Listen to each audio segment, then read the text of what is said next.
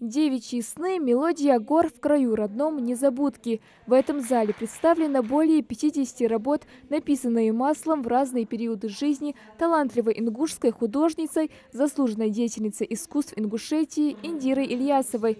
В каждой своей картине автор старается передать все красоты окружающего мира. Написать я мало успела на самом деле. Я в последнее время работала над иллюстрациями, поэтому вот маслом работы, они уже работы, можно сказать, старые работы, мало новых работ, а именно иллюстрации, книги, календарю – это последние работы.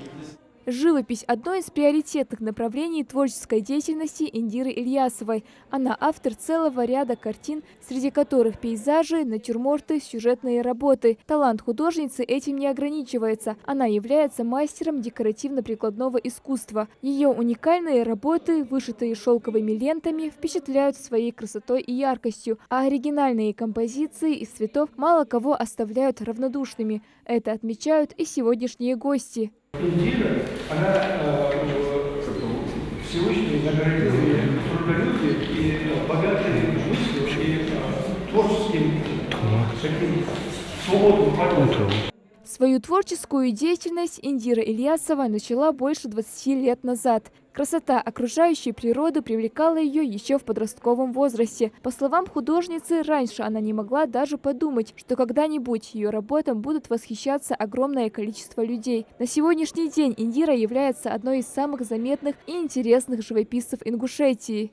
Это было хобби, которое переросло потихоньку в профессию. Мы же несерьезно относимся обычно к творческим профессиям, поэтому, как обычно бывает, у меня была еще профессия. Для меня важно было что-то сделать, то, что мне нравится, то, что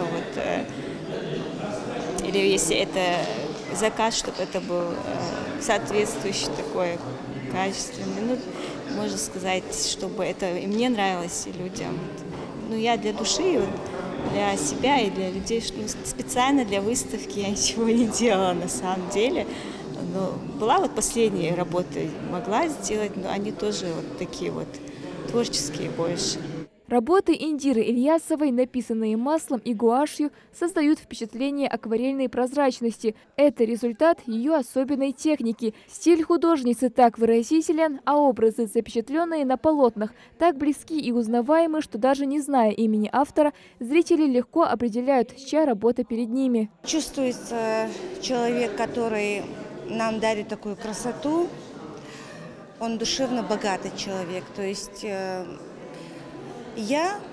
меня есть кумир, то есть Безиева у нас художница. Теперь у меня еще один кумир в лице Индиры. Потрясающие работы. Я рада, что сегодня я не упустила этот момент, чтобы познакомиться с ее искусством. Она отличается, во-первых, она одна из первых, можно сказать, начала технику живописи, скажем так, абстракцию. И абстракция у нее была такова, что она с применением наших духовных, наших исторических таких прикладных вещей, орнаментов, бытовых культуры. Персональная выставка будет длиться еще 2 недели. Прикоснуться к творчеству художника может каждый желающий, посетив музей изобразительных искусств в Карабулаке. Малика Измайлова, Султан Булгучев, Магаз 24.